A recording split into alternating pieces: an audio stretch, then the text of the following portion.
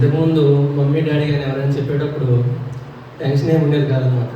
చక్కగా పొద్దుటే నేను కూడా 6:30, 7 o'clock లేచేసి చర్చ్ క్లీన్ చేసేసి సండే స్కూల్ రెడీ చేసేసి తర్వాత సాంగ్స్ పెడితే అది నా బాధ్యత. తర్వాత వచ్చి ఇంకా హ్యాపీగా వచ్చి మమ్మీ వాక్యం చెప్తే వినేసి అర్థం చేసుకున్నాను. ఎడిటింగ్ అనమాట. ఇప్పుడు ఏంటి నేను చెప్పేటప్పటికి ఏంటంటే టెన్షన్ అనమాట. ఒక 2-3 days ముందు నుంచి ఒక వెనస్డే ఒక రోజు ప్రిపేర్ అవుతాను, చూసుకుంటాను. ఈ లోపల ఇంకోటి గుర్తు వస్తూ ఉంటుంది, మళ్ళీ అది కూడా చూసుకుంటూ ఉంటాను. అంటే ఇంకా ఏంటంటే సంఘస్థులకి ఏదో మమ్మీ చెప్తూ ఉంటుంది కదా, కొత్తగా చెప్తూ ఉండాలి, పెద్దగా వాళ్ళకి అర్థమయ్యేటట్టు చెప్తూ ఉండాలని. సో ఇంకా నేను కూడా మరి అలా చెప్తూ ఉండాలి కాబట్టి బాగా కొత్తగా చెప్పాలి, వీళ్ళకి మళ్ళీ అర్థమయ్యే విధంగా చెప్పాలి. సో మీకు అర్థం అవ్వాలంటే ఫస్ట్ నేను అర్థం చేసుకోవాలి. నేను ఒక 50% అర్థం చేసుకుంటే మీకు కనీసం ఒక 25-30% అయినా చెప్పగలుగుతాను. సో అలాగా కొద్దిగా అంటే చేసి వస్తున్నామన్నమాట. సో నిన్న నేను కూడా యాక్చువల్గా 3-4 ప్రిపేర్ అయ్యాను. సాటర్డే వచ్చేయండి. సో నిన్న కన్ఫర్మ్ చేస్తున్నాను అనమాట. సో ఏంటంటే ఫస్ట్ ఒకటి ప్రిపేర్ అవుతాను, అది చూసుకుంటూ ఈ లోపల ఇంకా మంచిది దొరికితే మళ్ళీ అది స్టార్ట్ చేస్తూ ఉంటాను అనమాట. సో కాబట్టి ఈరోజు మనం చెప్పుకునేది ఏంటంటే బైబిల్ గ్రంథంలో కాలేబు గురించి చెప్పుకుందాం అనమాట. ఎందుకంటే కాలేబు గురించి ఎందుకు చెప్తున్నారంటే మన సంఘంలో యూత్ వస్తూ ఉంటారు, పెద్దవాళ్ళు వస్తూ ఉంటారు. సో అందరూ వస్తుంటారు కాబట్టి అందరికీ కాలేబు యొక్క జీవితము అర్థమవుతే మంచిది అన్నమాట. ఎందుకంటే తను అంటే మనం బైబిల్ గ్రంథాన్ని చూసుకుంటే మనము సమూయేలు మహారాజు గారిని చూసుకుంటే అంటే చాలా మందిని చూసుకోండి. వాళ్ళు ఏంటంటే చిన్నప్పుడు అంటే దేవుని తెలుసుకున్నప్పుడు బాగానే ఉంటారు, ఆయన రాజు కింద అవుతారు. అంటే మెల్లమెల్లగా వచ్చే వరకు ఏంటంటే కొంచెం దారి తప్పుతారు అనమాట. కానీ కాలేబు గారు అలా కాదనమాట. ఆయన యూత్లో ఉన్నప్పుడు అలా ఉండేవారు, కొంచెం ఏజ్ పెరిగిపోది ఇంకా. సో కాబట్టి మనం కూడా ఆయన గురించి తెలుసుకుందాం. సో వాక్యం ముందుకు వెళ్ళే ముందు డాడీ చెప్పారు కదా లాస్ట్ టైం గారు చెప్పినట్టు. సో పాస్టర్ గారు ఏమైనా హోంవర్క్ ఇచ్చారా? ఏంటి హోంవర్క్ ఏంటి గుర్తుందా? అంటే ఒకళ్ళు అడిగితే బాగోదు, అందరూ కలిసి చెప్పండి. ఏంటంటే మళ్ళీ సడన్గా హోంవర్క్ అనగానే నెక్స్ట్ వీక్ మళ్ళీ అందరూ ఇప్పుడు నేను ఎంత భయపడతానో మీరు అంత భయపడతారు అన్నమాట. ఎందుకు వచ్చింది కానీ అందరూ కలిసి చెప్పండి. స్టార్ట్ చేయండి. ఒక్కొక్కసారి పేతురు, ఆంద్రేయ, యాకోబు, యోహాను, ఫిలిప్పు, బర్తమయి, మత్తయి, తోమా, యాకోబు, సీమోను, యూదా. సరే ఇస్రాయేల్ తర్వాత తన బదులు భక్తి చేసినాడని ఇంకొక అతను వస్తాడు. సరిపడు. సో నెక్స్ట్ 12 మంది అనగానే శిష్యులతో పాటు ఇంకా గుర్తు వస్తారు మనకి గోత్రాలు. నెక్స్ట్ వీక్ గోత్రాలు చెప్పుకుందాం. ఈరోజు మనము చెప్పుకునే కాలేబు ఏ గోత్రం తెలిసిందా? ఎవరికైనా తెలుసా? యూదా. సో కాలేబు ఏ గోత్రం చెందినవారు? యూదా గోత్రం చెందినవారు. సో ఈరోజు మనం ఇంకా వాక్యంలోకి వెళ్దాము.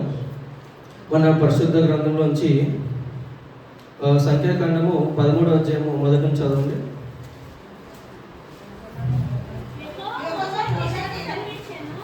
ఇలాగ సెలవిచ్చాను, కానాను దేశమునకు సంచయించి చూచుటకు నీవు మనుషులను పంపము, వారి పితరుల గోత్రములలో ఒక్కొక్క మనుషుని మీరు పంపవలెను, వారిలో ప్రతివాడు ప్రాధాన్యమై ఉండవలను. చాలా ఒకసారి బైబిల్ తెచ్చుకున్న బిడ్డలందరూ ఒకసారి పైకి ఎక్కితే జీవము నాకు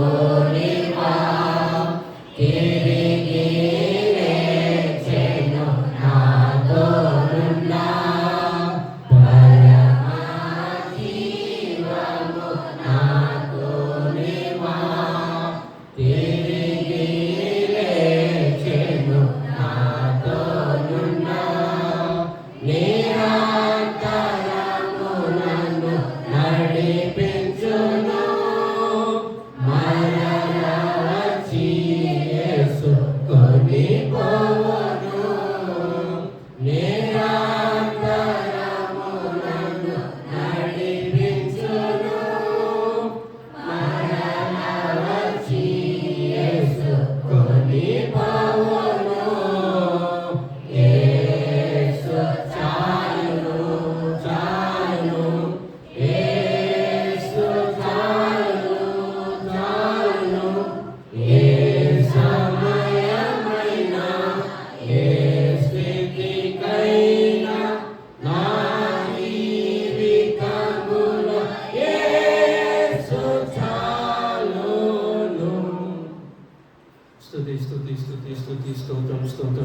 వందనాలు, స్తోత్రం. సకాశవాలు కాకపోతున్న ప్రియ పనులకు తండ్రి, మీ ఘనమైన పాదాలకు, శ్రేష్ఠమైన పాదాలకు స్తోత్రాలు చెల్లించుకుంటుండేవా మీకు వందనాలు. అయ్యా, ఈ యొక్క తండ్రి నేను ఎండల దినాల్లో కూడా ప్రభా, నేను బిడ్డలందరూ తండ్రి మీ యొక్క వాక్యం వినడానికి తండ్రి నేను అయ్యా సమయానికి శ్రద్ధగా వచ్చి ఉండగా తండ్రి అయ్యా వారి తండ్రి పాడుచిన పాటల్లోనూ అయ్యా నేను తండ్రి పెంచిన ప్రభా వాక్యాలను మీ కృప అర్థాలను గ్రహించిన తండ్రి అయ్యా ఈరోజు నేను చెప్తున్నాను కదా తండ్రి అయ్యా నేను కదా తండ్రి నాతో మీరుండి ప్రభా మాట్లాడే ప్రభా బిడ్డలందరికీ తండ్రి నేను యొక్క వాక్యం తండ్రి వారి హృదయంలో ప్రభా ప్రతిపక్షణ కృపను ధన్యతను దాయించాను. అయ్యా ఇచ్చిన బిడ్డలందరూ ప్రభా నేను మీ యొక్క ఆహారాన్ని ప్రభా శ్రద్ధగా తీసుకొని అయ్యా క్షేమంగా తండ్రి తిరిగి వాళ్ళ గృహానికి వెళ్ళి కృపను ధన్యతను దాయించేయండి. చిన్న ప్రాథమిక పాస్టర్లు చేర్చుకోమని నన్ను నిర్ణయం పెట్టుకుంటున్నాను. పరమ తండ్రి ఆమేన్. హల్లెలూయా. సో ఈరోజు అంటే ఎలాగో ఎండలు ఎక్కువ ఉన్నాయి కాబట్టి కొంచెం త్వరగానే ముగించేసుకుందాం. ఈరోజు ఏం చేద్దామంటే నేను మీకు కాలేజ్ గురించి అంతా అంటే వారి యొక్క బ్యాక్గ్రౌండ్ ఏంటి అంతా ఎక్స్ప్లెయిన్ చేస్తాను. ఎక్స్ప్లెయిన్ చేసిన తర్వాత లాస్ట్లో నేను చెప్తాను, మీరు కూడా నాతో పాటు ఏంటంటే ఇప్పుడు మనం జనరల్గా బైబిల్ ఎందుకు చదువుతుంటాం, మన పితరుల గురించి వాళ్ళు చేసిన కార్యాలు ఏంటి, వాళ్ళు ఎలా దేవుడు ఎదిగారో వాళ్ళని చూసి మనం కూడా నేర్చుకుంటాం కాబట్టి. సో ఇది కూడా నేను కాలేబ్ గారి గురించి నేను చెప్పిన తర్వాత మనం ఏంటంటే ఆయన గురించి కాలేబ్ గారి జీవితం గురించి చూసి మనం ఏమేమి నేర్చుకోగలుగుతామో అవి నేను ఫస్ట్ మీరు చెప్పండి, మీరు చెప్పిన తర్వాత నేను కూడా చెప్తాను అన్నమాట. ఓకేనా? సో ఇక్కడ ఏంటంటే మీరు ఇప్పుడు వాక్యం చదువుకున్నారు కదా, ఇక్కడ ఈ వాక్యం చదువుకోకముందు జనరల్గా ఏమవుతుందంటే ఇశ్రాయేల్ ప్రజల నుంచి అంటే మీకు ఫస్ట్ కొంచెం బ్యాక్గ్రౌండ్ చెప్తే ఇదంతా అర్థమవుతుంది. కాబట్టి ఇక్కడ ఇశ్రాయేల్ ప్రజలు ఏంటంటే దేవుడు వాళ్ళకి ఇశ్రాయేల్ ప్రజలకి ఏమని మాట ఇచ్చాడో, ఐగుప్తు వీళ్ళు బానిసంగా ఉన్నప్పుడు అక్కడి నుంచి మీకు మంచిగా పాలు ప్రవహించు దేశాన్ని కానాను దేశాన్ని మీకు స్వాస్థ్యంగా ఇస్తానని చెప్పినట్లు దేవుడు అక్కడి నుంచి వాళ్ళని తీసుకొని వస్తూ ఉంటాడు.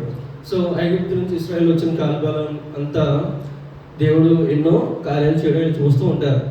ఆ కార్యాలు చేస్తాంతసేపు మోషే గారు చేస్తాంతసేపు చూస్తూ ఉంటారు. మోషే గారు కొంచెం ప్రార్థన చేసుకోవడానికి కొండ మీదకి వెళ్తే వీళ్ళు మళ్ళీ వీరి పనిలో వీళ్ళు మునిగిపోతూ ఉంటారు అన్నమాట. సో వీళ్ళకి తిండి లేనప్పుడు ఇసుప్రగా తిండిస్తున్నప్పుడల్లా వీళ్ళకి బాధ ఏమి ఉండేది కాదనమాట. కొద్దిగా ఏమన్నా అయితే మళ్ళీ దేవుని యందు సొనుక్కుంటూ ఉండేవాళ్ళు అనమాట. ప్రతిసారి ఏంటంటే మోషే గారు ఏంటంటే ఇసుప్రగా గారి గురించి అయ్యా నా మొక్కను చూడండి ఎందుకు అని చెప్పేసి దేవుని కోపం అంతా మోషే గారు ప్రార్థన చేసి మోషే గారి ప్రార్థన ద్వారా ఇశ్రాయేల్ మీద ఉన్న ఇప్పుడంతా దేవుడికి తగ్గుతూ వచ్చేదన్నమాట. అలాగా చాలాసార్లు వస్తూ లాస్ట్కి ఏంటంటే ఒక టైంకి మోషే గారు కూడా చిరాకు వస్తుందన్నమాట. అది ఐడియానే ఉంటుంది కదా. తర్వాత ఏంటంటే మోషే గారికి తర్వాత ఆ పలకలన్నీ మోషే గారి కింద పడేసినప్పుడు దేవుడు కూడా మోషే గారి మీద నువ్వు కానానికి ప్రవేశించమని చెప్పినప్పుడు మోషే గారి తర్వాత నడిపించుకోవడానికి ఎవరిని ఎన్నుకుంటారో యెహోషువ. కానీ ఆ టైంలో యెహోషువ గారు ఎంతైతే దేవునిలో వాడబడుతూ ఉంటారో ఆయనతో పాటు తగ్గగా ఇంకొక వ్యక్తి ఉంటారు. ఎవరో కాలేబ్ గారి గురించి. సో ఇప్పుడు మనం చెప్పుకునే ఎవరి గురించి కాలేబ్ గారి గురించి. అప్పట్లో వీరిద్దరు అంటే ఇద్దరు స్నేహితులు అన్నమాట. స్నేహితులే ఒక ఏజ్ వాళ్ళు మాట ఒక ఏజ్ వాళ్ళు. సో వీరిద్దరు కూడా దేవుని ఎంతో ప్రతి పనిలోనూ ముందు ఉంటూ అంత మనం జనరల్గా చూసుకుంటే ఎప్పుడైనా మన ఒక ఎగ్జాంపుల్ కింద మనం వెళ్ళి ఒకరి కింద పని చేయాలన్నప్పుడు వారు మనకు తెలియకపోతే ఏం కాదు వెళ్ళి వర్క్ చేసేస్తూ ఉంటాం అన్నమాట.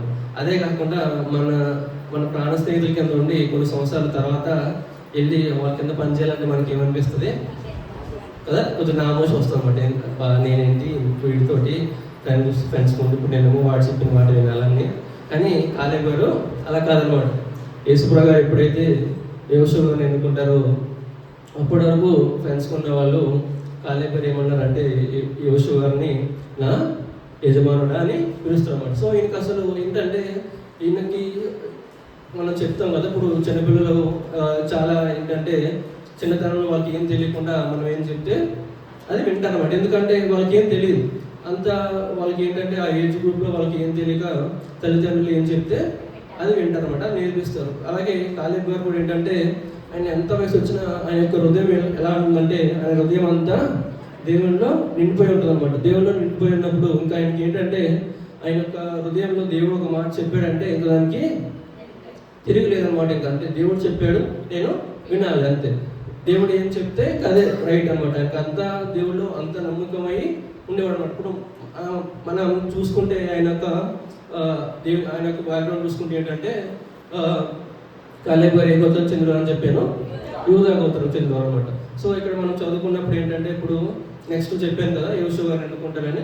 యోషువ గారు ఎన్నుకున్న తర్వాత ఇప్పుడు ఏంటంటే ఈ కానానికి పోయి తీసుకెళ్లే బాధ్యత వరకు వచ్చింది. యోషువ గారికి వస్తారు అన్నమాట. యోషువ గారికి వచ్చినప్పుడు వీళ్ళు ఏంటంటే కానానికి దగ్గర వరకు వస్తారు, లోపలికి వెళ్ళకుండా. ఏంటంటే యోషువ గారు ఏం చెప్తారంటే అక్కడ 12 గోత్రికులు ఉంటారు కదా, 12 గోత్రికులకి ఒక్కొక్క గోత్రానికి ఒక్కొక్క నాయకుడిని ఎన్నుకోండి, అంటే లీడర్ కింద అనమాట. ఒకరిని ఎన్నుకొని వారిని ఏంటంటే వారి గోత్రం తరఫున వాళ్ళని ఏంటంటే ఆ దేశానికి వెళ్ళి ఒకసారి మీరు అక్కడ చూసి రండి.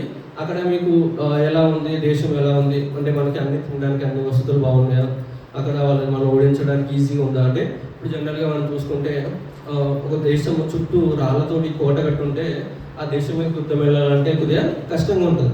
అలా రాయతోటి కోట కాకుండా నార్మల్గా ఇల్లులు ఉంటే ఈజీగా యుద్ధానికి వెళ్ళిపోతారు అనమాట. సో అలాగా పంపిస్తారు అనమాట. ఈ 12 మందిని ఏంటంటే చూసి రండి, అక్కడ మీరు ఎలా ఉంది, ఏం చేస్తున్నారు, మనకు ఫుడ్ బాగా దొరుకుతుందా, యుద్ధానికి మనం ఈజీగా వెళ్ళి గెలవగలుగుతామా, వారి యొక్క సైన్యం ఎలా ఉంది.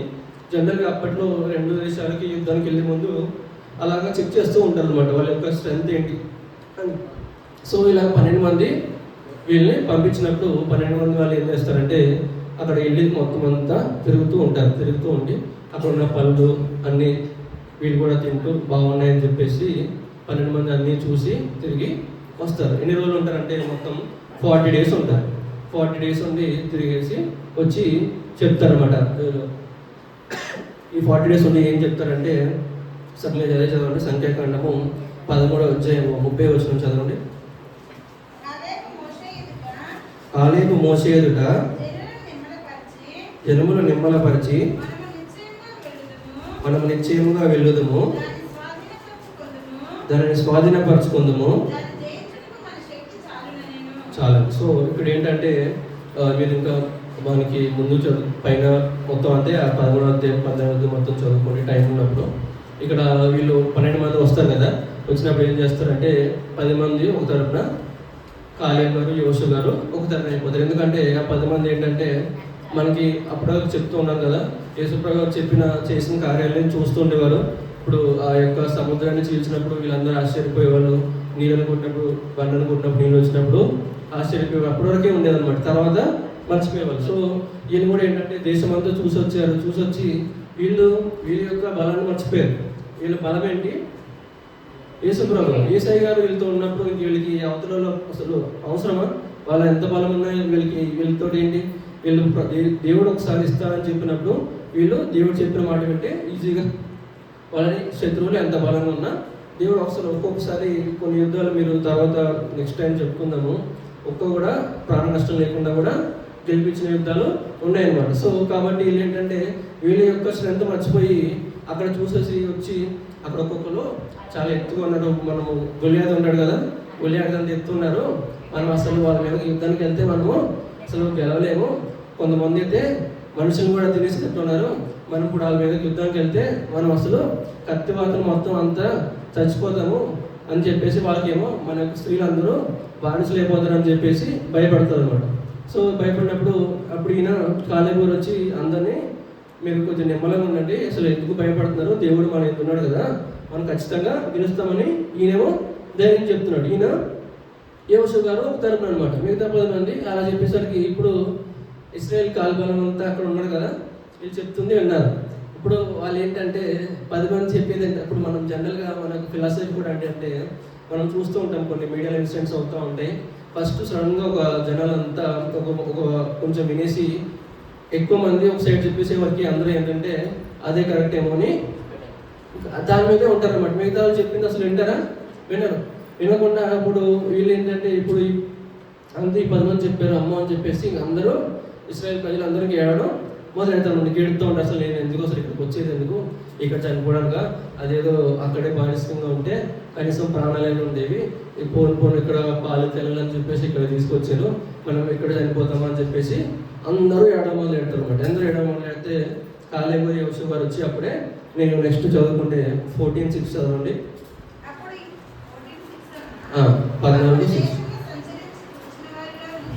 చూచిన వారిలో నుండిన యెహోషువయు బట్టలు చింపుకొని ఇశ్రాయేలు సర్వ సమాజంతో మిక్కిలి మంచి దేశము యెహోవా మన యందు ఆనందించిన ఎడల ఆ దేశంలో మనలను చేర్చి దానిని మనకిచ్చును. అది పాలు తేనెలు ప్రవహించు దేశము. తిరుగుబడకుడి, భయపడకుడి, వారు మనకు ఆహారం అగుదురు. తొలగిపోయిను, తోడై ఉన్నాడు, వారికి భయపడుకురనిది. చంపాలనగా అందరికీ కనపడాలి. సో ఇక్కడ మీరు చూసుకుంటే వీళ్ళిద్దరు వచ్చి అప్పటికి వాళ్ళు ఏడుస్తూ ఉంటే వీళ్ళకి యోషువ గారికి కాలేబు గారికి కోపం వచ్చేసి బట్టలు చింపుకొని అసలు మీరు అసలు ఏం చేస్తున్నారు, దేవుడు చేసే కార్యాలు ఏంటి మీకు తెలిసే కదా, అసలు దేవుడు ఇస్తా ఉన్నప్పుడు మీరు ఎందుకు అలా భయపడుతున్నారని చెప్పేసి వీళ్ళు బాధపడి ఇశ్రాయేల్ మీద అందరికీ నచ్చి చెప్తున్నారు అనమాట. అసలు ఎందుకు ఆయన చేసిన కార్యాలను వివరిస్తూ వీళ్ళు అసలు వీళ్ళ మీద మనం యుద్ధానికి వెళ్తే మనం ఎందుకు, దేవుడు మనతో ఉంటే చాలు మనం గెలుస్తామని చెప్పేసి అందరికీ వీళ్ళ బట్టలు చించుకొని చెప్తుంటే ఇశ్రాయేల్ ప్రజలందరూ ఏడుస్తూ ఉండి ఇంకా వాళ్ళకి ఏంటంటే 10 మంది చెప్పిందే మనసులో పెట్టుకుని ఇంకా వాళ్ళే కరెక్ట్ అనమాట. ఎందుకంటే ఆ నమ్మకంలో 6 ఫీట్లు 7 ఫీట్లు ఉంటారు, అంత మనం యుద్ధానికి వెళ్తే మనం ఏడు గెలుస్తాము అని చెప్పేసి వాళ్ళు అదే చూస్తారు. కానీ వాళ్ళకి దేవుడు అసలు గుర్తుకే రావట్లేదు. గుర్తుకు రాకుండా ఇంకా వీళ్ళు చెప్పిన మాట వేసి మళ్ళీ యుద్ధానికి వెళ్ళిపోతామేమని చెప్పేసి ముందు వీళ్ళిద్దరిని చంపేద్దామని చెప్పి రాళ్ళెత్తుతారనమాట. రాళ్ళెత్తేసరికి ఇప్పుడు ఎవరు కోపం వచ్చేసింది, దేవుడికి కోపం వచ్చేసింది అనమాట. గుడారంలో యేసుప్రభువు గారు ప్రత్యక్షం అవుతారనమాట. అసలు ఈ టైంలో కనుక కరెక్ట్గా కనీసం ఎవరైనా కానీ ఒకవేళ అనుకోండి యోషువ గారి మీద కానీ కాలేబు గారి మీద రాయబడితే దేవుడికి ఉగ్రత ఎలా ఉండేది, మొత్తం అందరినీ వాళ్ళ యొక్క మొత్తం అక్కడ వాళ్ళందరినీ నాశనం చేసేసి ఎంత కోపము వచ్చేసింది అనమాట. కానీ ఇంకా వాళ్ళు దేవుని యొక్క ఉగ్రతను చూసి భయపడి యోషువ గారు వీళ్ళు కామైపోతారు. కామైపోయి తర్వాత ఏంటంటే వీళ్ళు అప్పటికి మోస చెప్తా ఉంటారు అనమాట. వీళ్ళకి ఇంకా మోసే గారు దేవుడికి కోపం వచ్చేసి ఇలా చెప్తారు అనమాట, మీరు అసలు నేను ఇన్ని సంవత్సరాల నుంచి ఇన్ని కార్యాలు చేస్తున్నాను అయినప్పటికీ మీరు నా మాట వినట్లేదు అని చెప్పేసి మోసే గారితో దేవుడు ఏమంటాడంటే, నేను వీళ్ళందరినీ నాశనం చేసేసి నీ ద్వారా ఇంకొక మంచి జనాంగాన్ని నేను మీకు ఏర్పరుస్తానంటే. అంటే మనం చూసుకుంటే ఇంతకుముందు నోవాహు కాలం ముందు కూడా దేవుడు జలప్రయాణంతో అందరినీ హతం చేసేసి నోవాహు గారితో కూడా మళ్ళీ కొత్త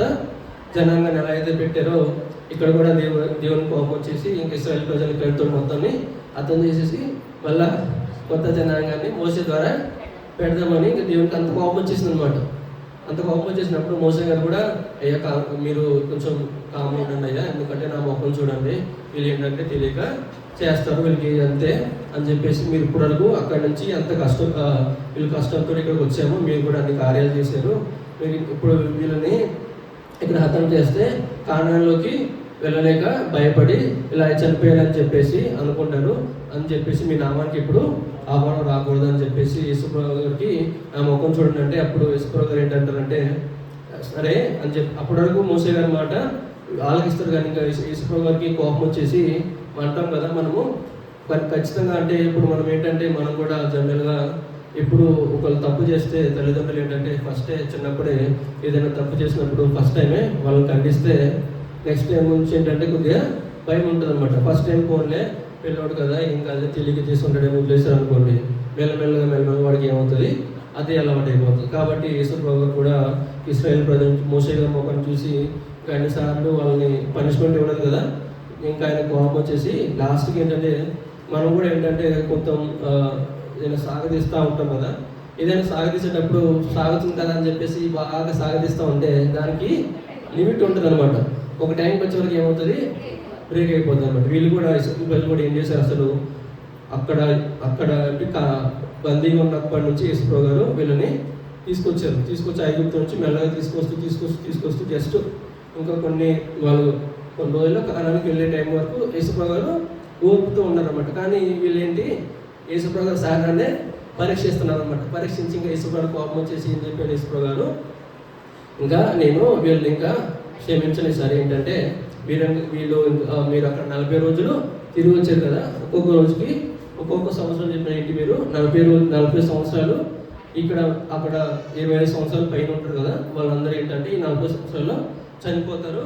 చనిపోయి వాళ్ళ యొక్క నెక్స్ట్ జనరేషన్ వస్తుంది కదా, ఆ జనరేషన్ వాళ్ళు ఏం చేస్తారు, కానానులో అడుగు పెడతారని చెప్తాడు అనమాట. కానానులో అడుగు పెడతారని చెప్పేసి అదే చెప్పినప్పుడు యేసుప్రభు గారు చెప్పినప్పుడు ఇంకా అదే వాళ్ళకి సేమ్ అదే మోసే గారు ఏదైతే చెప్పారు యేసుప్రభు గారు అదే వాళ్ళకి చెప్తారన్నమాట. సో మనం కూడా ఏంటంటే మన జీవితంలో కూడా ప్రతిసారి ఏంటంటే మనం కూడా అనుకుంటూ ఉంటాం అనమాట, మనం కూడా ఏదో ఒక తప్పులు పొరపాటు చేస్తూ ఉంటాం. మళ్ళీ వచ్చేసి సండే వచ్చేసి గారు తప్పు అయిపోయిందని అని చెప్పేసి ప్రార్థన చేసుకుంటాం. మంచిది, అంటే నేను ఏమంటానంటే మనం క్షమాపణ కోరటము మంచిదే, కానీ ఏంటంటే మనం ఒక తప్పు చేసాము అనుకోండి, అదే తప్పుని మళ్ళీ రిపీట్ చేస్తే ఏంటంటే బాగోదు అనమాట. ఎందుకంటే ఒకసారి మనం క్షమాపణ కోరినప్పుడు ఆ క్షమాపణ ఎందుకు కోరుతాం, ఎలా అని కోరుతాం, అదొక సేమ్ తప్పు మళ్ళీ చేయమండి, ఇది ఒకసారి అయిపోయింది క్షమించండి అని చెప్తాం. కానీ అదే తప్పు మళ్ళీ చేసామనుకోండి, మన క్షమాపణకి అర్థం ఉంటుందా, ఉండదు. కాబట్టి ఏంటంటే మనం ఒకసారి ఏదైనా అంటే ఒక టైప్ ఆఫ్ ఏదైనా తప్పు జరిగిపోయింది అనుకోండి, తెలుసో తెలియకో, మళ్ళీ ఏంటంటే మనము అలాంటిది మిస్టేక్స్ అనేది రిపీట్ చేయకూడదు అనమాట. అది ఊరికే అదే చేస్తుంటే యేసుప్రభు గారు కూడా కోపం వస్తుంది. కాబట్టి మనం కూడా మన జీవితాల్లో ఏదైనా కానీ ఎప్పుడైనా కానీ దేవునికి ఏంటి మన యొక్క బైబిల్ గ్రంథంలో చూసుకుంటే విగ్రహారాధన కానీ అలాంటి జోలికి వ్యసనం ఇలాంటి జోలికి ఏంటంటే దేవుడు ఇష్టం ఉండదు అన్నమాట. కాబట్టి మనం కూడా ఏంటంటే ఒకసారి అలాంటి జోలికి వెళ్ళకుండా ఉండాలన్నమాట. వెళ్ళకుండా మన దేవుడి బైబిల్ మనం చిన్నప్పటి నుంచి చదువుకుంటూ ఉంటే దేవుడు మనల్ని ఎక్కువ అడుగుతున్నాడా అనమాట. 6 రోజులు కష్టపడండి, 7వ రోజు నా మందిరానికి వచ్చి మీరు గడపండి అని చెప్తున్నాడు. అదే మనం కూడా ఏంటంటే కష్టపడి 7వ రోజు మనం ఏంటంటే మైండ్ ప్రజెంట్ బాడీ ఆబ్సెంట్ అన్నట్టు అలాగే బాడీ ప్రజెంట్ మైండ్ ఆబ్సెంట్ అనే విధంగా కాకుండా మనం ఏంటంటే ఇక్కడ కాలేబు అలాగైతే పూర్ణ హృదయంతో దేవుణ్ణి స్థుతిస్తాడు, మనం కూడా అలాగే దేవుని కూడా పూర్ణ హృదయంతో మనం ఏంటంటే ఒకళ్ళు మన ఇంట్లో ఒకళ్ళు చెప్పారు కదా అని చెప్పేసి బలవంతంగా రాకుండా, ఈరోజు సండే కదా, మనం ఏంటంటే సండే కూడా ఎన్ని రోజులు మా అంటే ఇక్కడ 2 to 3 hours గడుపుతాం. 2-3 hours గడిపినప్పుడు వాకింగ్ కూడా ఎంత 40 to 1 hour ఉంటుంది, 40 minutes to 1 hour ఉంటుంది. కాబట్టి కొద్దిసేపు అయినా కానీ ఏం చేయాలి, మనం ఈ మాటలు విన్నప్పుడు మనం నెక్స్ట్ వారం అంతా ఈ యొక్క మాటలే జ్ఞాపకం చేస్తూ ఉంటాం. కాబట్టి మనం చెప్పిన మాటలైనా కొద్దిసేపు కాబట్టి శ్రద్ధగా ఆలకిస్తూ ఉండాలి. కాబట్టి అలాగే ఇక్కడ కాలేబు గారు కూడా అసలు ఆయన యొక్క మనసులో అసలు దేవుడు తప్ప వేరేదంటూ లేదు. కాబట్టి ఆయన ప్రతిసారి ఏంటంటే ఏ విషయమైనా కానీ ఆయన యుద్ధానికి అసలు ఆయన ఎన్ని యుద్ధాలు చేసిన ప్రతి ఒక్క యుద్ధానికి ముందు దేవుడు అతనితో ఉన్నాడు. కాబట్టి ఏ యుద్ధం కూడా ఆయన ఓడిపోలేదు. ఎందుకంటే ఆయన యొక్క హృదయంలో దేవుడు ఉన్నాడు. కాబట్టి ఆయన గట్టిగా విశ్వసించి నమ్మేవాడు అనమాట. దేవుడు నాతో ఉండగా నాకు ఓటమంటూ ఉండదు. కాబట్టి నేనే ప్రతిసారి ఆయనకి అలాగే జయం వస్తూ ఉండేది. కాబట్టి ఇక్కడ కూడా మీరు చూసుకుంటే ఈ టైంలో వీళ్ళు అందరూ అంటే అక్కడ ఇశ్రాయేలు ప్రజల జనాంగం అందరూ ఒకటైపోయిన ఈయన యెహోషువ వీళ్ళిద్దరే ఉన్నారు. అక్కడ ఇశ్రాయేలు కాలంలో లక్షల్లో ఉంది. వాళ్ళందరూ ఒకటైపోయి ఈ ఇద్దరు ఒకటైపోయినా కానీ ఈయన భయపడ్డా, భయపడ్డా. అసలు అంతమందిలో కనీసం కొంతమంది అయినా రాలిస్తే చనిపోతారు. కానీ ఈయన ఏంటంటే అస్సలు దేనికి భయపడలేదు. ఎందుకు, ఈయనకి నమ్మకం ఉందన్నమాట. నేను ఎప్పుడైతే దేవుళ్ళో నివసిస్తానో, దేవుళ్ళో ఉంటానో నాకు ఏమైనా పర్లేదు, ఎందుకంటే ప్రతిదీ ఆయనే చూసుకుంటాడు. కాబట్టి ఈయన అంతమంది ఒకటైపోయి ఈయన ఒకటైపోయినా కానీ దేనికి అస్సలు భయపడలేదు. భయపడకుండా అలాగే వారందరికీ నచ్చి చెప్తా ఉన్నాడు. కాబట్టి దేవుడు కూడా వీళ్ళిద్దరి యొక్క ప్రవర్తన నచ్చుతున్నాడు. నచ్చి ఏం చేస్తున్నాడంటే వీళ్ళకి అప్పుడే దేవుడు కూడా వీళ్ళు ఏదో సాక్ష్యం చెప్తున్నాడు అనమాట. ఒకసారి చదవండి, అదే సంఖ్యాకాండము 14-24 చదవండి. 24, 14-24. మంచి మనసు కలిగి పూర్ణ మనసుతో నన్ను అనుసరించిన హేతువు చేత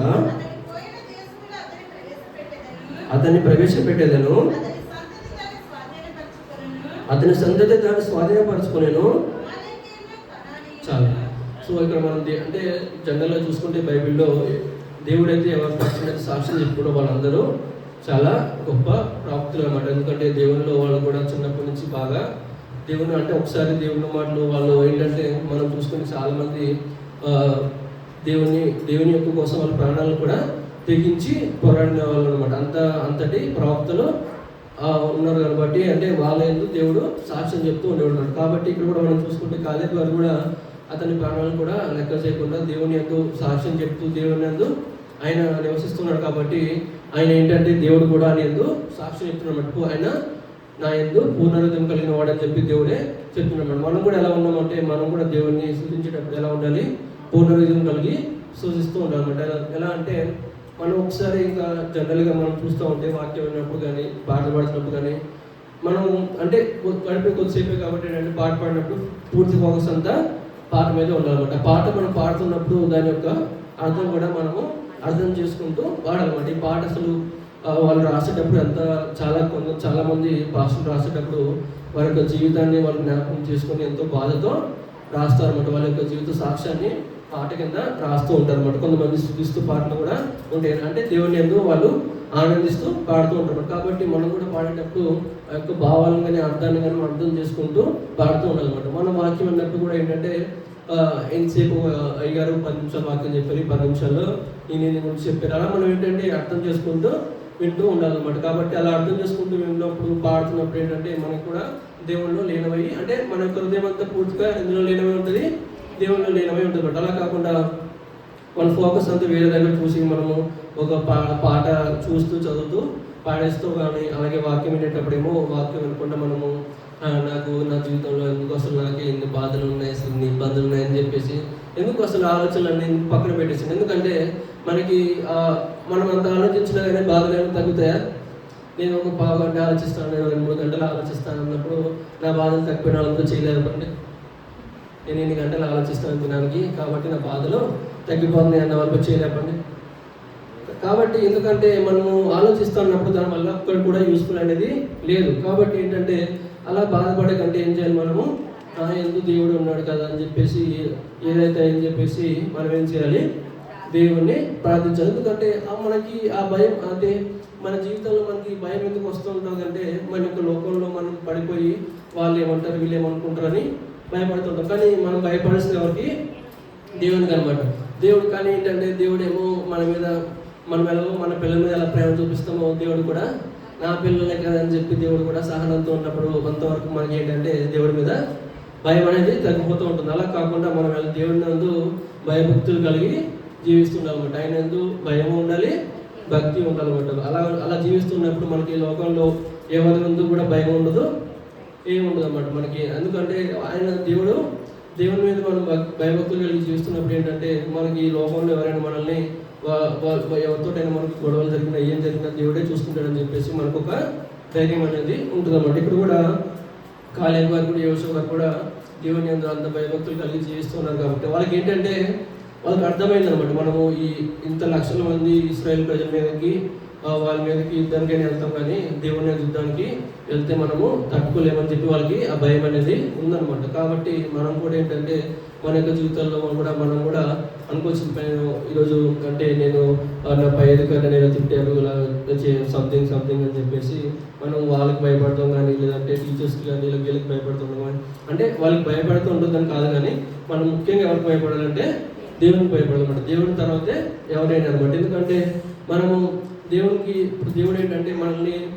ప్రతిసారి ఏంటంటే మనం తప్పు చేస్తే మనల్ని ఎవరైనా తిడుతున్నారు, లేదంటే మనల్ని సరైన మార్గంలో నిలబెట్టేదంటే ఎవరంటే దేవుడు, తర్వాత మన తల్లిదండ్రులు. కాబట్టి ఏంటంటే ఎప్పుడైనా సరే దేవుని యందు భయభక్తులు జీవిస్తుంటారు అనమాట. ఇక్కడ కూడా మనం చూసుకుంటే కాలేబు గారికి దేవుడు సాక్ష్యం చెప్పేసి అక్కడ మిగతా 10 గోత్రం వాళ్ళకి కాకుండా వీళ్ళిద్దరికి మాత్రమే దేవుడు ఏం చెప్పాడు, మీరు ఎక్కడైతే వీళ్ళు 40 days చూసి వచ్చారు కదా, చూసి వచ్చినప్పుడు మోషే గారు అప్పుడే ఎవరికారు స్వాస్థ్యాలు ఇస్తూ ఉంటారు అన్నమాట. ఇచ్చినప్పుడు వీళ్ళకి కాలేబు గారికి ఇచ్చిన స్వాస్థ్యాన్ని వాళ్ళ కాలేబు గారికి వాళ్ళ సంతానానికి ఇస్తానని దేవుడు అప్పుడే మాట ఇస్తున్నాం. మాట ఇచ్చినట్టే మనము నెక్స్ట్ చూసుకుంటే యెహోషువ గ్రంథము 14వ అధ్యాయము 7వ వచనం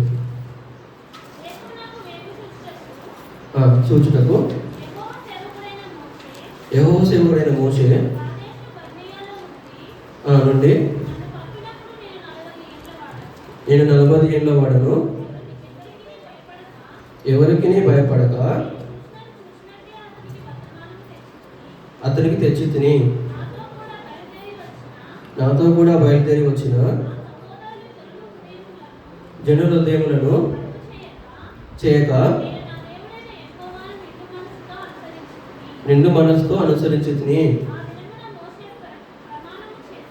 ఆ దినమున మోసే ప్రమాణం చేసి నిన్ను మనసుతో అనుసరించింది కనుక నీకును నీ సంతానమునకును ఎల్లప్పుడూ స్వాస్యంగా ఉండున నేను యెహోవా మోషేకు ఆ మాట చదివించినప్పటి నుండి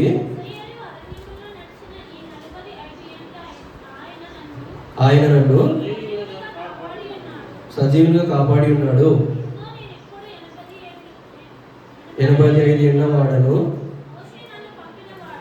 మోషే నన్ను పంపినవాడు ఎంత బలము, నేటి వరకు నాకు అంత బలము. చాలా ఇక్కడ మనం చదువుకుంటే ఇందాక మీకు చెప్పాను కదా, వీళ్ళు అక్కడ 40 days స్పెండ్ చేసి వచ్చి వీళ్ళు చెప్పారు కదా, చెప్పినట్టు దేవునికి కోపం వచ్చి మేము అక్కడ 40 రోజులు గడిపినందుకు నా ఒక్కొక్క రోజుకి ఒక్కొక్క సంవత్సరం చెప్పిన మీరు 40 సంవత్సరాలు ఇక్కడే అరణ్యాలను గడుపుతారు, ఆ తర్వాత మీ సంతానం వాళ్ళు కానాలను అడుగు పెడతారని చెప్తారు కదా. ఇక్కడ నెక్స్ట్ 5 years ఏంటంటే ఇక్కడికి వీళ్ళు వచ్చే ముందు ఇంకా అక్కడ 5 years యుద్ధాలు జరుగుతూ ఉంటాయి అన్నమాట. యుద్ధాలు జరుగుతుంటే మనకి కాలేబు గారు ఫస్ట్ అక్కడికి చూసేళ్ళినప్పుడు ఎన్ని సంవత్సరాలకి 40 years అనమాట. 40 years తర్వాత దేవుడు మళ్ళీ వీళ్ళని చెప్పించినందుకు నెక్స్ట్ ఇంకో 40 years అక్కడే గడుపుతారు. అక్కడే గడిపి నెక్స్ట్ 5 years యుద్ధం అయినప్పుడు ఇప్పుడు ఆయనకి ఎన్ని ఇయర్స్ మొత్తం 85 years అనమాట. 40 years ముందు 40 years మారేలో 5 years ఏమో ఇక్కడ యుద్ధాలు గడుపుతూ ఉన్నారు. సో ఇప్పుడు జనరల్గా మనం ఏంటంటే మనకి 85 yearsలో కనీసం ప్రాపర్గా నడగలుగుతామా? 2 కాళ్ళు కాస్త 3 కాళ్ళు అయిపోతాయి.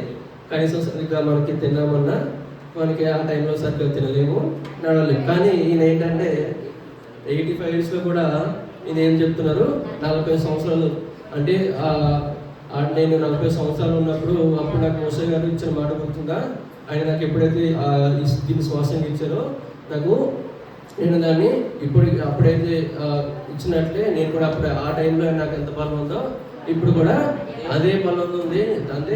అంటే జనరల్గా మనం అలా చెప్పగలుగుతామా? కాబట్టి ఆయన అంత గట్టిగా చెప్తున్నారంటే ఏంటని అర్థం, అంతేనా? ఆయన అక్కడ ఏంటంటే యేసుప్రభు గారు వాళ్ళకి అక్కడ నడిపిస్తున్నప్పుడల్లా అరణ్యం నడిపిస్తున్నప్పుడల్లా వాళ్ళు ఏం తినేవాళ్ళు? మన్నా తినేవాళ్ళు అనమాట. మన్నా అంటే ఏంటి? వాక్యం అనమాట. సో మనం కూడా మన జీవితంలో ఎప్పుడైతే డైలీ ఎవరెవరు చదువుతారు బైబిల్? చేయలేపండి, చాలా తక్కువ కనిపిస్తున్నారు. ఎలా కాదనమాట, డైలీ చదవాలన్నమాట. సో ఇక్కడ మీరు చూసారా, డైలీ మన్నా అంటే వీళ్ళు అన్ని సంవత్సరాల నుంచి మన్నా తిన్నప్పుడు 85 yearsలో కూడా కాలేబారు ఎలా ఉన్నారు? అసలు యుద్ధానికి అంటే ఒక దేశం మీద యుద్ధానికి వెళ్ళేంత ఫిట్గా ఉన్నారు అనమాట. ఎందుకు అంత ఫిట్గా ఉన్నారు? వీళ్ళు ప్రతి దినాన్న మన్నాన్ని వీళ్ళు తినేవాళ్ళు. అంటే దేవుణ్ణి, ఇప్పుడు మన్నా అంటే వాక్యం కాబట్టి డైలీ మనం కూడా ఏం చేయాలి? వాక్యాన్ని చదువుతూ దాన్ని అర్థం చేసుకుంటూ ఉండాలి అనమాట. కాబట్టి మీరు కూడా డైలీ మార్నింగ్ లేవగానే లేదంటే ఈవినింగ్ వచ్చినప్పుడైనా కొంతసేపు బైబిల్ తీసి చదవనమాట, చదివి అర్థం చేసుకుంటూ ఉంటాడు అనమాట. ఎందుకంటే మనకి అప్పట్లో దేవుడు మన్నాన్ని కురిపించాడు, ఇప్పట్లో మనకి దేవుడు ఏమి ఇచ్చాడు? వాక్యాన్ని ఇచ్చాడు. కాబట్టి వాక్యమే మనకి మన్నా, కాబట్టి దీన్నే మనం ఆహారంగా పూజిస్తూ ఉండాలి కాబట్టి మనం కూడా దినదినము వాక్యాన్ని పూజిస్తూ ఉన్నప్పుడు మనం కూడా ఇలాగా ఆ ఏజ్లో కూడా మనం ఏంటంటే దేవునికి మనము గట్టిగా బలంగా చెప్పగలం అనమాట. నేను నా యూత్లో ఎలాగైతే దేవుని స్థుతిస్తానో ఇప్పుడు కూడా అంతే బలంగా నేను దేవుని స్థుతిస్తానని చెప్పినప్పుడు మనం కూడా అలాగా సాక్ష్యం చెప్పగలిగే స్థితిలో మనం కూడా ఉండాలన్నమాట. అలా చెప్తాను, గట్టి హల్లెలూయా చెప్పండి. హల్లెలూయా. కాబట్టి మీరు కూడా ఏం చేయాలంటే డైలీ వాక్యం అంటే ఏదైనా మీకు కొంచెం ఏదైనా కొంచెం అర్థమయ్యే విధంగా డైలీ టైం ఉన్న కొద్దిగా టైం స్పెండ్ చేసి చదువుతూ దాన్ని అర్థం చేసుకుంటే, ఎందుకంటే మనం దేవుని వాక్యం కూడా సెలవిస్తున్నది కొన్ని రోజులకి బైబిల్ కూడా ఎంత పడతాయి. కాబట్టి ఏంటంటే మనకి ఆ టైంలో మనం చదువుతామన్న బైబిల్స్ ఉండవు. కాబట్టి మనం ఏం చేయాలంటే మనకు సమయం ఉన్నప్పుడే ఇల్లు చక్కబెట్టుకుంటా అలాగా మనం కూడా వాక్యాన్ని డైలీ కొంచెం చదువుతూ అర్థం చేసుకుంటూ ఉండాలన్నమాట. అలాగే ఇక్కడ కూడా మనం చూసుకుంటే ఈయన 85 years ఏజ్లో కూడా ఈయన ఇక్కడ మనం చూసుకుంటే యుద్ధానికి కూడా ఆయన ఏది కోరుకుంటారు? ఒకసారి ఇంకా ముందు అంటే చదివితే ఉంటుంది, కానీ ఈయన అక్కడ చూసుకుంటే వీళ్ళు కొండ ప్రాంతాన్ని ఎంచుకుంటారు అనమాట. ఎందుకంటే ఈయనకి జనరల్గా చూసుకుంటే మనం ఎప్పుడైనా యుద్ధానికి వెళ్ళేటప్పుడు అక్కడ కొంచెం లెవెల్గా ఉందనుకోండి, 2 సైడ్లు యుద్ధం చేసుకుంటే ఎవరి సైడ్ ఎక్కువ బలం ఉంటే అది ఈజీగా గెలిచిపోతుంది అనమాట. అలా కాకుండా కొండలు గట్ట ఉన్నాయనుకోండి, కొండల ప్రాంతాల మీద యుద్ధాలకు వెళ్ళాలనుకోండి, అప్పుడు ఏంటంటే అక్కడ ఆల్రెడీ అక్కడే ఉండే వాళ్ళు ఉంటారు చూసారా, వాళ్ళకి ఏంటి అడ్వాంటేజ్ ఎక్కువ ఉంటుంది. ఎందుకంటే వీళ్ళేమో ఈ కొండలు ఎక్కుతూ యుద్ధం చేయాలి, వాళ్ళు ఏంటంటే పైనుంచి ఈజీగా రాళ్ళు విసిరినా ఏదైనా బాణాలు విసిరినా ఈజీగా చనిపోతారు. ఎందుకంటే గ్రావిటీ ఎప్పుడు కిందికి ఉంటుంది కాబట్టి పైన వాళ్ళకి చాలా అడ్వాంటేజ్ ఉంటుంది. ఎందుకంటే మన ఇండియాలో కార్గిల్ వార్ కూడా, అంటే నా ఏజ్ కాదు, మా ఫాదర్ వాళ్ళ టైంలో కార్గిల్ వార్ జరిగింది. అప్పుడు కూడా ఏంటి ఇండియన్స్ వాళ్ళు ఏం చేశారు, కొండని ఎక్కుతూ యుద్ధం చేసినమాట. అప్పుడు కూడా వాళ్ళు ఏంటంటే అసలు చాలామంది ఆ టైంలో చాలామంది చనిపోయారు అనమాట. ఎందుకంటే వీళ్ళు చేసే యుద్ధం ఎలాగా అంతటి -, టెంపరేచర్స్లో కూడా వీళ్ళు కొండని ఎక్కుతూ యుద్ధం చేయాలి కాబట్టి అసలు ఆ టైంలో జనరల్గా ఇండియాకి ఇస్రాయేల్ వాళ్ళు వచ్చి హెల్ప్ చేశారు అనమాట. అంటే వాళ్ళ ఇంటెలిజెన్స్ తోటి, ఇంకా కొండల మీద ఎలా యుద్ధం చేయాలని చెప్పేసి ఇంటెలిజెన్స్ వాళ్ళ వెపన్స్ హెల్ప్ తోటే కార్గిల్ వార్ కూడా ఇండియా కూడా గెలుస్తుంది అనమాట. ఎందుకంటే మనకి జనరల్గా చూసుకుంటే అలా అంటే కొండ మీద ఎక్కుతూ యుద్ధం చేయాలంటే కొద్దిగా కష్టం అవుతుంది.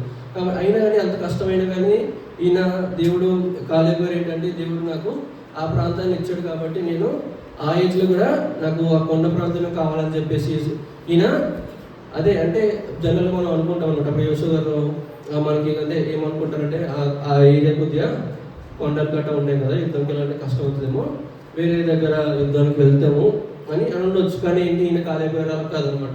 మీరు అప్పుడు గుర్తుంది కదా, నాకు 40 ఏళ్ళప్పుడు మోషే గారు నాకు ఏదైతే స్వాస్థాలు ఇచ్చారో నాకు అప్పుడు అదే ఎంత బలం ఉందో ఇప్పుడు కూడా నాకు అంతే బలంతో దేవుని యందు యుద్ధం చేస్తానని చెప్పేసి ఆయన ఇచ్చిన ఏదైతే అక్కడ మోషే గారు ఇచ్చారో దాన్ని అదే కావాలని చెప్పేసి కొండలైనా కానీ దాని మీదకే యుద్ధానికి వెళ్తారు అనమాట. యుద్ధానికి వెళ్ళి చదవండి ఇక్కడ 49 చదవండి ఇక్కడ కిందకి చదవండి. కాబట్టి ఆ దినమున యెహోవా సెలవిచ్చిన ఈ కొండ ప్రదేశమును నాకు దయచేయము, అనాకీయులను ప్రాకారము గల గొప్ప పట్టణములను నీకు వినబడెను. యెహోవా నాకు తోడై ఉండిన ఎడల ఆ దేశమును స్వాధీనపరుచుకొనును. యెఫున్నె కుమారుడైన కాలేబు యెహోవాను నిండు మనసుతో అనుసరించువాడు కనుక హెబ్రోనును అతనికి స్వాస్థ్యంగా ఇచ్చెను.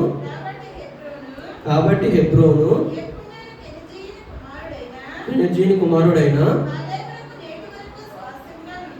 చాలా. సో ఇక్కడ చూసుకుంటే మనకి ఈయన కాలేబు గారి గురించి ఈయన యోషువ గారు కూడా సాక్ష్యం ఇస్తారు అనమాట. ఏంటి ఈయన యేసుప్రభు గారిని నిండు మనసుతో ఆరాధిస్తారు కాబట్టి ఆ సాక్ష్యం ఇచ్చి అక్కడే హెబ్రోన్ అనే ప్రాంతాన్ని ఈయన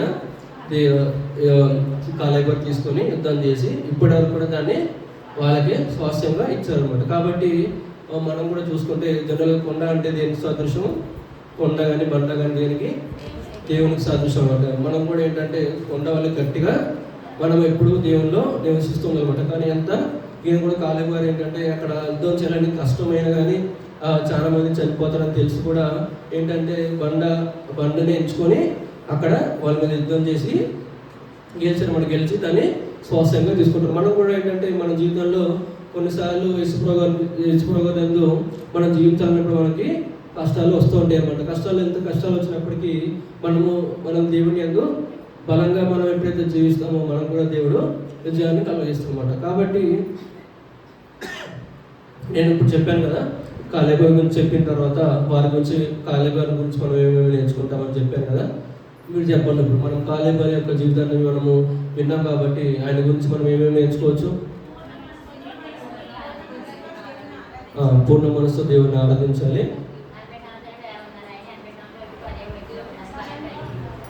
బలం కలిగి జీవించాలన్నమాట. ఇంకా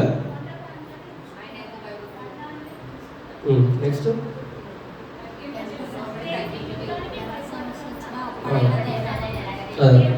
ఎవరికి భయపడకుండా దేవునికి లోపడున్నాం కాబట్టి దేని మీదకైనా యుద్ధానికి వెళ్ళేవారు. నెక్స్ట్ ఓకేనా? సో సేమ్ అంతే. సో ఇక్కడ మనం చూసుకుంటే ఆయన యొక్క జీవితాన్ని చూసి మనము ఇవన్నీ నేర్చుకోవచ్చు అన్నమాట. వారి యొక్క అంటే మనం చెప్పాలంటే ఆయన దేవుని యాక్టివిటీ ఎలా ఉండేది అంటే జనరల్గా ఏంటంటే దేవుని ఒకసారి ఆయన చిన్నప్పటి నుంచి ఆయన మోసే గారిని చూస్తూ పెరిగి ఉండే ఉంటారు కాబట్టి ఆయన అప్పటి నుంచి కూడా ఒకసారి ఆయన దేవుణ్ణి వారి యొక్క హృదయాల్లోని పెట్టుకున్న తర్వాత ఒక వెనక్కి తిరిగి ఎప్పటికీ చూడలేదు అనమాట. ఆయన యొక్క దేవుల్లో పూర్తి యొక్క స్థానం ఎవరికి ఇచ్చేసారు? దేవునికి ఇచ్చేసారు. మనం కూడా ఇస్తున్నాం అలాగా. మన యొక్క హృదయం ఎలా ఉంది? మొత్తం దేవునితో ఉందా? ఎలాగా? కనీసం 50% ఎలా ఉందా?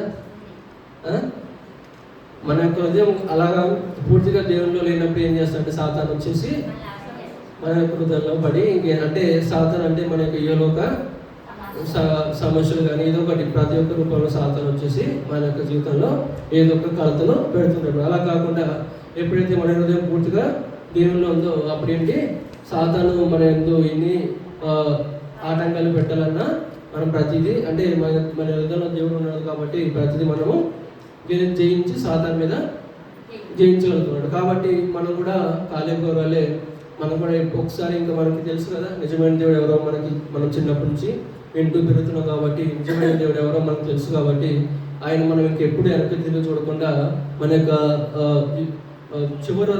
చివరి దినాల వరకు ఎలా ఉండాలి? ఆయన స్థుతిస్తూ ఆరాధిస్తూ ఉండాలన్నమాట. అలాగే మనం ఆయన యొక్క జీవితంలో చూసుకుంటే కూడా ఆయన వయసు పెరిగే కొద్ది కూడా ఆయన ఏంటంటే ఆయన దేవుని యొక్క మన్నా తింటూ పెరిగేవారు కాబట్టి ఆయన ఆ యొక్క ఏజ్లో కూడా చాలా బలంగా ఉన్నారు అన్నమాట. కాబట్టి మనం కూడా ఎలా ఉండాలి? మన యొక్క జీవితంలో ఇప్పటి నుంచి కూడా మన వాక్యాన్ని నెమరు వేస్తూ ఉండాలన్నమాట. రోజు అనమాట. అలా కాకుండా సండే వచ్చాను కదా అని చెప్పేసి బైబిల్ తీస్తూ కాకుండా ఈసారి ఏం చేస్తుంటానంటే నెక్స్ట్ టైం డిఫరెన్స్ తీసేటప్పుడు నేను చదువుతూ మిమ్మల్ని కూడా చదివిస్తాను అనమాట. ఎందుకంటే అలవాటు చేసుకోండి. ఎందుకంటే మనకి బైబిల్ అనేది ఇక్కడ దేవుడు అంటే మనకి ఈ లోకంలో మనకి ఏదైనా ఉంచాడంటే ఏది బైబిల్ గ్రంథం అనమాట. కాబట్టి ఈ యొక్క బైబిల్ గ్రంథం అనేది మనం 2 అంచులు కడతాం. ఎందుకంటే ఇది ఎప్పుడైతే మనం అర్థం చేసుకుంటామో మనం కూడా మన జీవితాల్లో ఎప్పుడైనా సాతానికి అనేది చోటు ఇవ్వకుండా మనం దేవుని యందు నడుస్తూ ఉంటాం అనమాట. అలాగే ఇప్పుడు కూడా ఆయన ఏంటంటే ఇశ్రాయేల్ ప్రజల జనాంగాన్ని యోషువ గారుకి ఇప్పుడు ఆయనకి ఏంటంటే ఒకసారి ఇస్రో గారు ఆయన్ని మోసే గారి తర్వాత యోషువ గారు ఎప్పుడైతే నిలబెట్టుకున్నారో ఈయన ఒక్క మాట కూడా చెప్పకుండా ఎలాగా యోషువ గారికి హెల్ప్ చేస్తూ ఆయన ఏం చెప్తే అది వినేవాళ్ళమాట. వీళ్ళిద్దరు కలిసి ఇశ్రాయేల్ ప్రజలందరినీ నడిపిస్తూ ఉండేవాళ్ళమాట. కాబట్టి మనం కూడా ఏంటంటే ఆయన ఎప్పుడు కూడా నేను అసలు చిన్నప్పటి నుంచి దేవుళ్ళలో ఇంత జీవిస్తున్నాను కాబట్టి అసలు ఇంత లక్షల మంది ఉన్నారు కదా కనీసం ఆ యోషువ గారికి సగం ఇచ్చేసి నాకు సగం ఇచ్చేసిన భావనని ఎప్పుడైనా అనుకున్నారా? లేదు.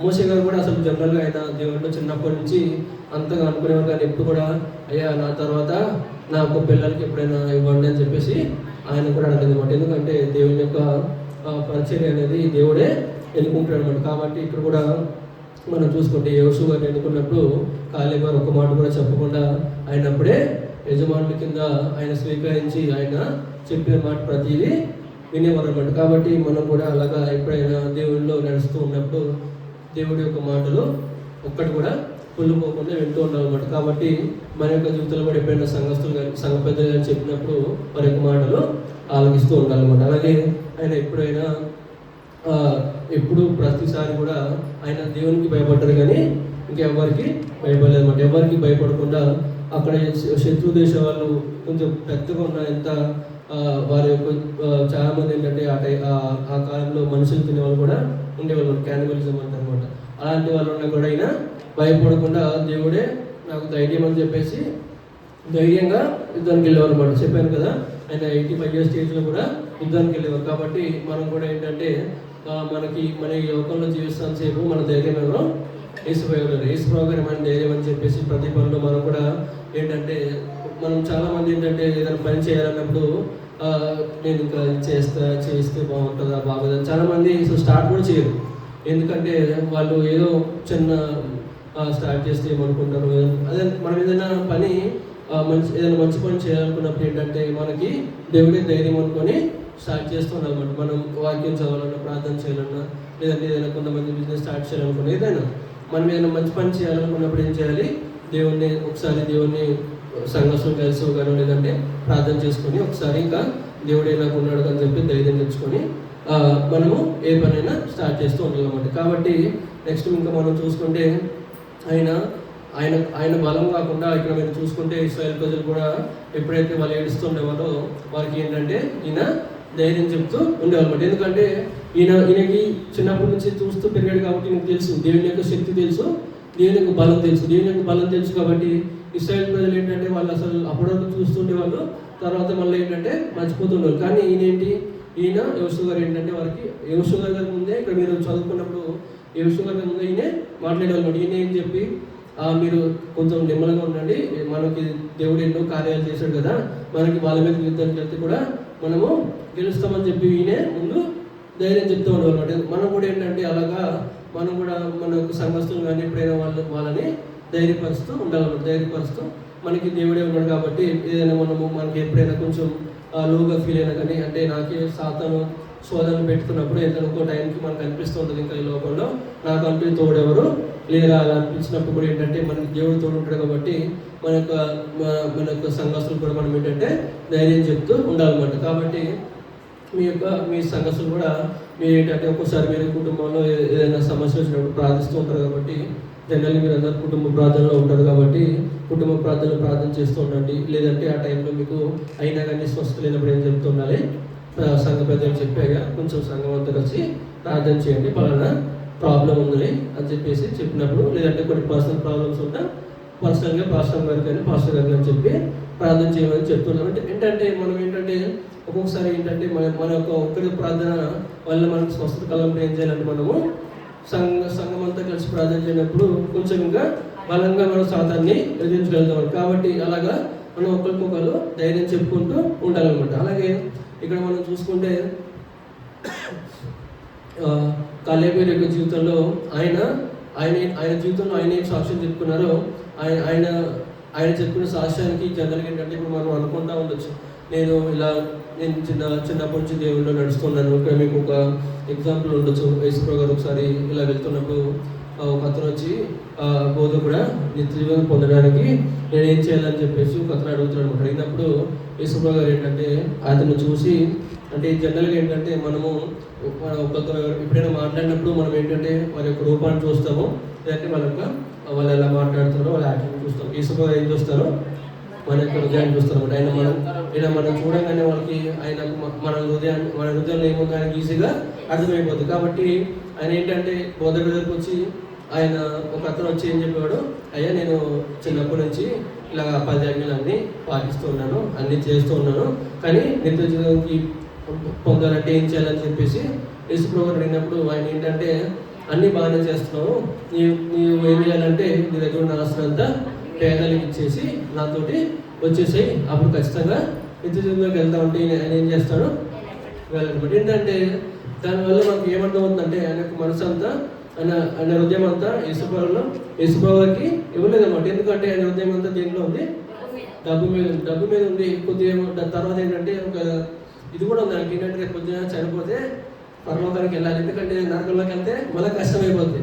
కాబట్టి పరలోకానికి వెళ్ళాలి కాబట్టి ఆయన ఏంటంటే నేను ఈయన యేసుప్రభు గారిని అలాగా అడగడానికి వచ్చాను. కాబట్టి మనం కూడా ఏంటంటే మన క్రైస్తవ జీవితంలో కూడా ఏంటంటే మనం ప్రార్థన చేసేటప్పుడు కానీ పాట పాడేటప్పుడు ఎలా పాడాలి, పూర్ణ హృదయంతో పాడాలన్నమాట. పూర్ణ హృదయంతో పాడుతూ ఉండాలి, పూర్ణ హృదయంతో వింటూ ఉండాలన్నమాట. ఎందుకంటే జనరల్గా మనకి చూసుకుంటే మనం తినడానికి ఒకటే నోరు ఉందన్నమాట, కానీ దేవుని ఆహారం వినడం కోసం 2 చెవులు ఉన్నాయి. కాబట్టి వినడంలో చాలా శ్రద్ధగా కలిగి వినాలన్నమాట. ఎప్పుడైతే మనం శ్రద్ధగా కలిగి వింటామో దాన్ని అంతే శ్రద్ధగా ఎత్తిపెట్టి ప్రార్థన చేయడం కూడా మనకి సులువు అవుతుంది. కాబట్టి ఏంటంటే మనం వినేటప్పుడు చాలా శ్రద్ధగా ఆలోచిస్తూ ఉండాలన్నమాట. కాబట్టి ఇక్కడ మీరు కాలేబు యొక్క జీవితంలో చూసుకుంటే ఇప్పుడు మన ఈ లోకంలో చూసుకుంటే ఏంటి, ఆయన 40 ఇయర్స్ అంటే జనరల్గా కొంచెం 30 to 40 ఇయర్స్ అంటే యవ్వన వయసే. కాబట్టి యవ్వన వయసులో కూడా ఎలా ఉండేవారు, దేవుని యందు ఎప్పుడు దేవుని మాటలు వింటూ ఉండాలి, దేవుని పరిచయాలు చేస్తూ ఉండాలని చెప్పేసి ఎంతో ఆసక్తి కలిగి ఉండాలన్నమాట. ఇప్పుడు మనం ఎలా ఉంటున్నాం ఆ ఏజ్లో, చాలామంది ఆ ఏజ్లో ఎలా ఉంటారంటే కెరీర్ చేస్తూ ఉండాలి, నాకు కెరీర్ ఇంకా బిల్డ్ అవ్వలేదని చెప్పేసి దాని కెరీర్ ఎంతో కానీ లేదంటే ఈ లోకం ఏమన్నట్ట పరిగెడుతూ ఉంటారు అనమాట. కానీ ఆ టైంలోనే ఆయన ఆ యవ్వన వయసు నుంచి ఇప్పుడు కాలేబు ఎలా ఉండేవారు, దేవుని యందు నడుస్తూ దేవుని యందు నివసిస్తుండేవాళ్ళు అనమాట. అలాగే ఆయన కొంచెం తర్వాత మిడిల్ ఏజ్ అంటే 50 to 60 years ఆ టైంలో కూడా ఆయన ఎలా ఉండేవారు, దేవుణ్ణి నడుస్తూ అంటే దేవుని యందు అంటే అప్పుడు దేవుని యందు కూడా అసలు ఒక్కటి కూడా ఆయన మీద అసలు కొంచెం విశ్వాసం తగ్గకుండా అలాగే జీవిస్తుండేవాళ్ళు అన్నమాట. కానీ మనం ఎలా ఉంటాము ఆ టైంలో కూడా ఎలాగంటే ఇంక మన యొక్క జీవితంలో ఈ పిల్లలు ఇవని చెప్పేసి చాలా అసలు దేవుణ్ణి చాలా మంది ఏంటంటే టైము ఇవ్వకుండా తర్వాత ఇంకా లాస్ట్ ఓల్డ్ ఏజ్ వచ్చే వరకు వృద్ధాప్యం వచ్చే వరకు దేవుని స్థితిస్తామన్నా మనకి తినడానికి సరిగ్గా ఫుడ్ ఉండదు, లేదంటే దేవుని స్థితిస్తామన్నా మనకి శక్తి ఉండదు, నోరు ఉండదు అన్నమాట. కాబట్టి మనం ఈ యొక్క కాలంలో చూసుకుంటే ఆయన చిన్నప్పటి నుంచి ఎలా ఉన్నారో దేవునితో బలంగా జీవిస్తున్నమాట. వృద్ధాప్యంలో కూడా 85 years తర్వాత కూడా ఎలా ఉన్నారు, ఆయన దేవునిలో బలంగా జీవిస్తున్నారన్నమాట. మనం కూడా దేవునిలో అంత బలంగా జీవిస్తుండాలంటే మనం కూడా ఏంటంటే ఈ లోకంలో జనరల్గా ఈ లోక క్రియలో కాకుండా మనం కూడా ఎలా అంటే కొంచెం దేవుని ఎందు భయభక్తులు కలిగి మనం తీసుకునే ఫుడ్ కానీ అన్నీ ప్రాపర్గా తింటూ ఎలా ఉండాలంటే దేవుని యొక్క మన్నా అని చెప్పాను కదా, వాక్యాన్ని పూజిస్తూ జీవిస్తున్నప్పుడు మనం కూడా ఎలాగంటే చిన్నప్పటి నుంచి మనం ఇలాగ పద్ధతిగా అంటే ఇలా వెళ్ళినప్పుడు మనం కూడా వృద్ధాప్యం వచ్చినప్పుడు కూడా ఎలా ఉంటామో దేవుని యందు బలంగా కలిగి జీవిస్తాం అన్నమాట. కాబట్టి మనం కూడా ఇక్కడ ఈ యొక్క వాక్యం అంతా విన్న తర్వాత ఇప్పటి నుంచి నెక్స్ట్ వీక్ వచ్చే టైం ముందుకి మనం కూడా ఏం చేయాలంటే ఎవ్రీడే మీరు పనికి వెళ్ళే ముందు కానీ పనికి వచ్చిన తర్వాత కానీ ఎప్పుడైనా ఏం చేయాలంటే లేదంటే మార్నింగ్ లేవండి, మార్నింగ్ లేచిన తర్వాత ఫాస్ట్గా బైబిల్ ఓపెన్ చేసేసి మీరు ఒక అంటే జనరల్గా స్టార్టింగ్ నుంచి చదువుదామన్నా మీకు ఏంటంటే కొద్దిగా అవి కష్టంగా ఉంటాయి. ఏంటంటే స్టార్టింగ్లో కొన్ని స్టోరీస్ బాగానే ఉంటాయి, కానీ తరంతరాలు వచ్చేవారికి కొద్దిగా మీకు కష్టంగా అనిపించవచ్చు. కానీ లేదా కొత్త మొదలైన తీయండి, లేదా సామెతలు కానీ ఏదో ఒక గ్రంథాన్ని ఇవి కీర్తన సామెతలు కొద్దిగా చదవడానికి సులువుగా ఉంటాయి కాబట్టి ఈ యొక్క గ్రంథాలు మీరు చూస్ చేసుకొని వాటిని లేదంటే కొన్ని యోనా గారి గురించి అవి చిన్నగా ఉంటాయి, 2-3 పేపర్సే ఉంటాయి, అవి అయితే ఇవి కూడా ఈజీగా ఉంటాయి అన్నమాట. సో అలాంటివి మీరు తీసుకొని చదివేసిన తర్వాత నీట్గా రోజు చదివి వాటిని ఎత్తిపెట్టి మీరు ప్రార్థన చేస్తున్నప్పుడు అలాగా మీరు ఏంటంటే అలాగ మీరు చదువుతూ దాన్ని అర్థం చేసుకున్నప్పుడు ఏంటంటే మీరు దేవుళ్ళలో కూడా డిసిప్లిన్గా జీవిస్తారు. కాబట్టి మనం కూడా మన యొక్క వృద్ధాప్యం వచ్చిన వరకు కూడా మనం ఎలా ఉంటాం, దేవుళ్ళలో బలంగా జీవిస్తాం అన్నమాట.